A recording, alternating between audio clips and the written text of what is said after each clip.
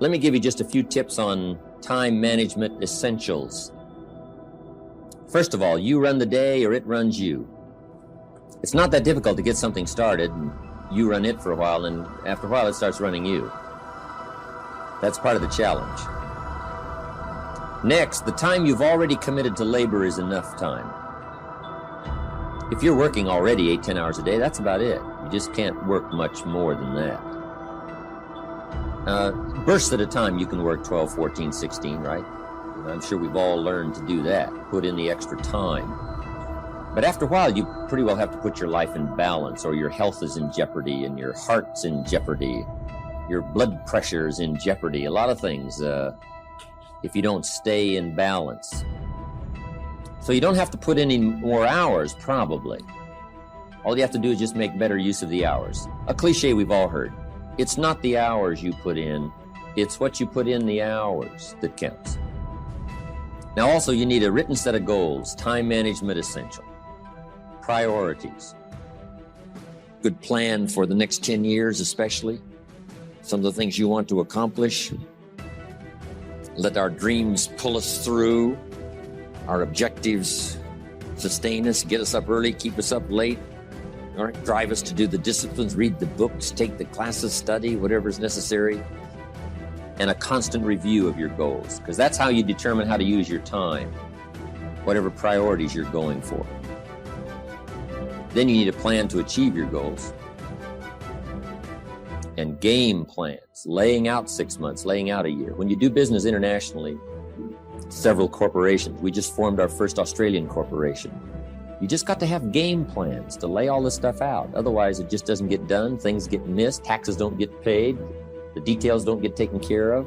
You've got to learn to think on paper.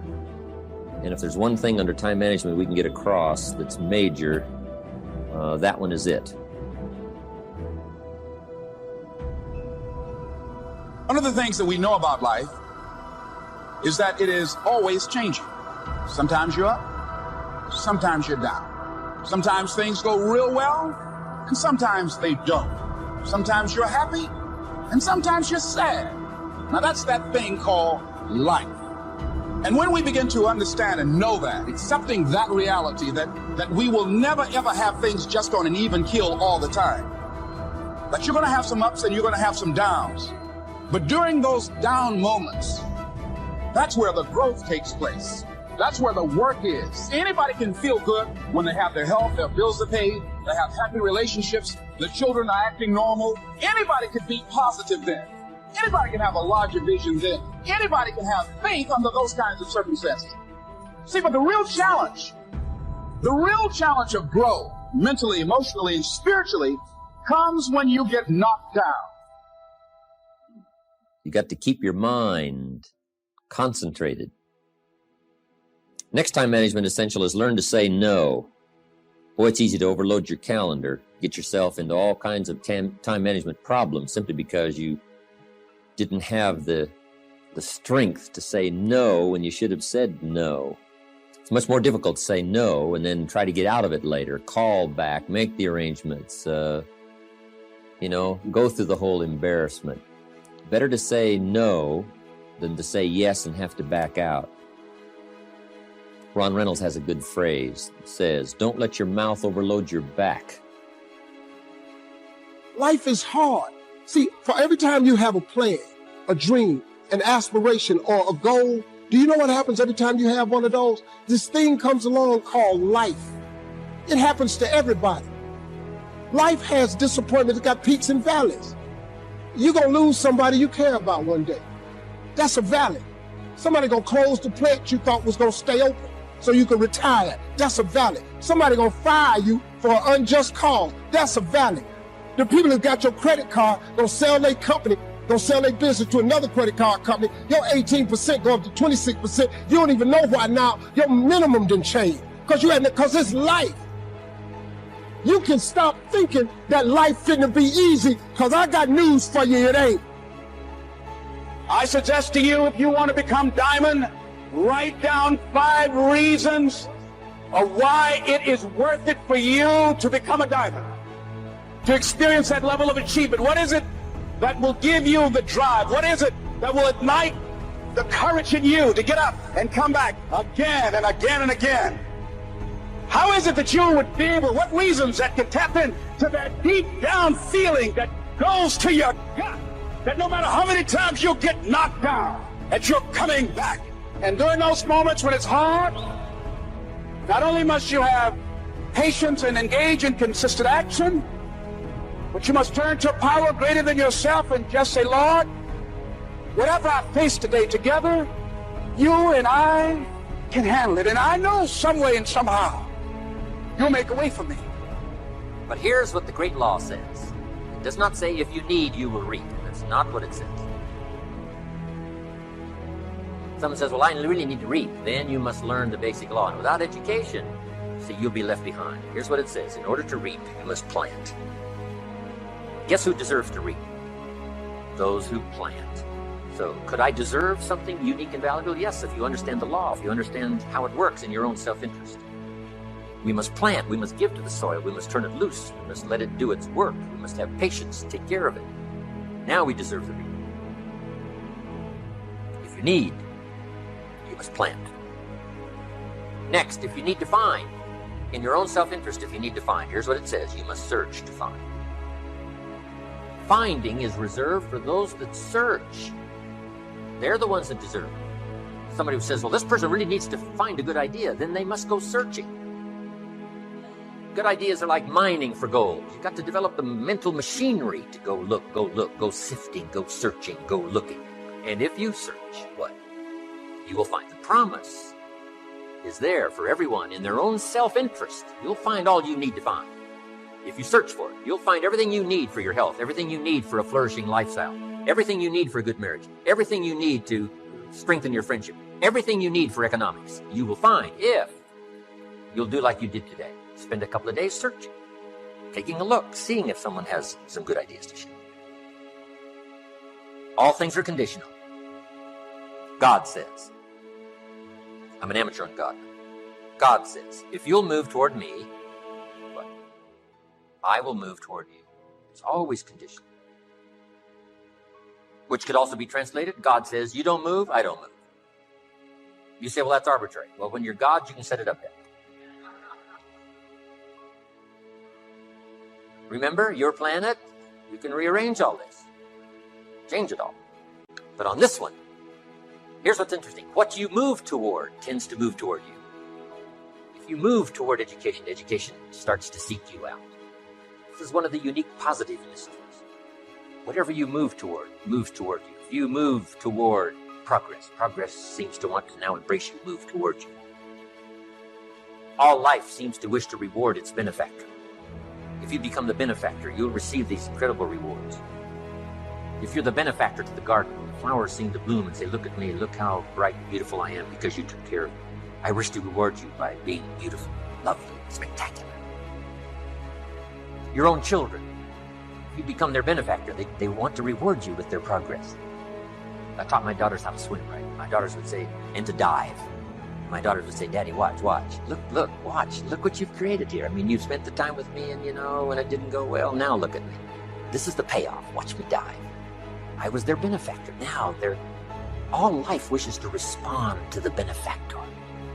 Those who give their time, give their effort, give their patience, give their ideas, the benefit of their experience. Now, whatever has benefited from that wishes to respond. The crop wishes to grow. The child wishes to show you how much progress they've made. That is so exciting. Otherwise, the wisdom is wasted. Otherwise, the emotion soon passes. Unless you put it into a disciplined activity. Capture. Disciplines is called how to capture the emotion and how to capture the wisdom and translate it into equity. Disciplines. See, if you're going to put in a day, just put in the whole day. And if you're going to take some time off, take it all off. Or take the whole day off. If you're going to work a day, work a good, long, hard day. If you're going to play all day. Either work all day or play all day. Because guess what? If you're going to knock off at 3 and go play, guess what you're thinking about all morning? Right? Knocking off at 3 o'clock. I mean, it just, it's one of those things. It's hard to zero in, on something and make it productive if you're making plans to do something else.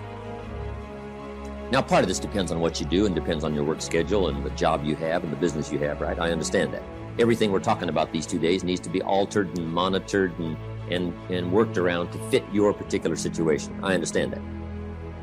I have a builder friend of mine up in San Jose. His name is Peter Paulson.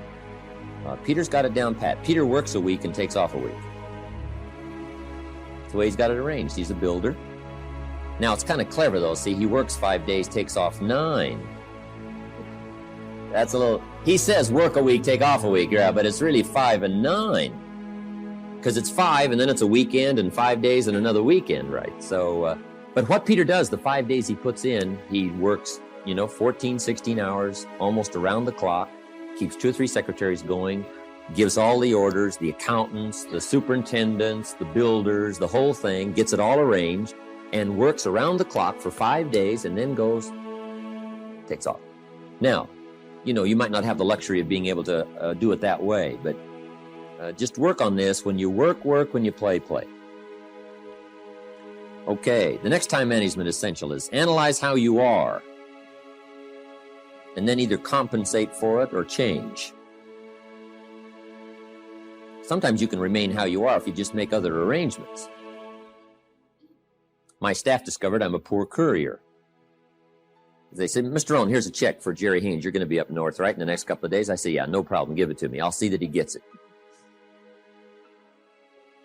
Guess when I next hear about that check? From my cleaners.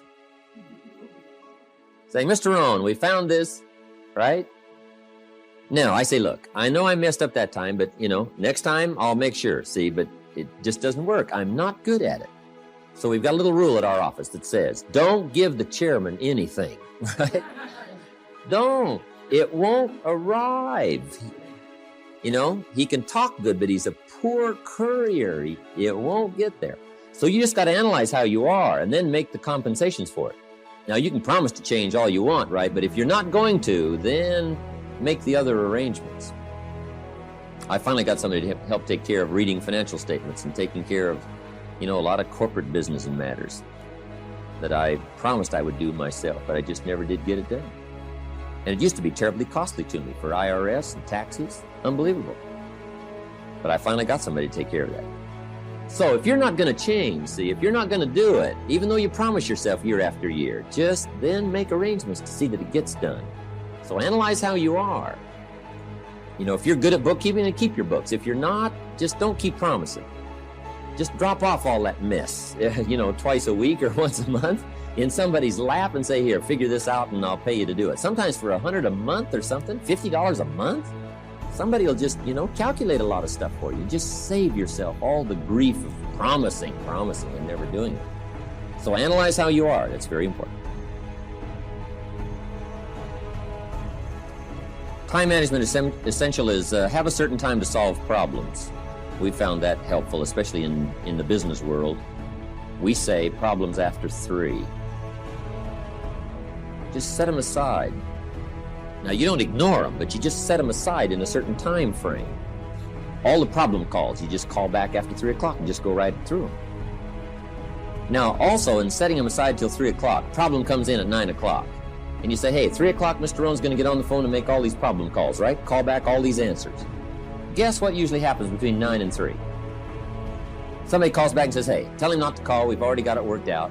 But see, if you take that call when it comes, sure enough, now you got to spend time. We learn in sales training. People ask questions. You say, hey, save that till training class. Bring that question to training class. You just learn those time-saving things so you don't have to cover the same things with each person.